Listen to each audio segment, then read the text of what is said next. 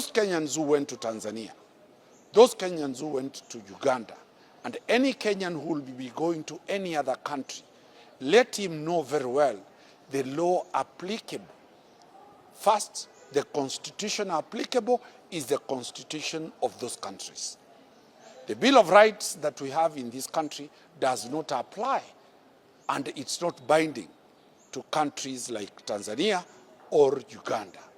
The penal code and any other laws applicable that deals with the politics of those countries will come into play. Wamengoja kwa muda mrefu kuona hatua ambayo serikali inaichukua, na hilo limewakera sana wananchi wa Kenya, na activist wote wale wanaharakati wamekuwa wakingangania kuona kwamba uhuru wa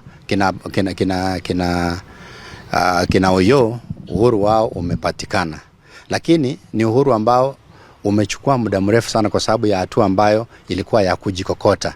Sasa Wakenya tunahisi kwamba kuna namna ambavyo activism should promote peace, and it is sad and unfortunate that we have Kenyans in our own country who will cross the border to go and cause chaos. That is absolutely not accepted, and I want to make it very clear that Kenya is a democratic country. There is freedom of speech, and in many countries it is not there. So people should not take advantage that in our constitution allows. We don't use the same constitution.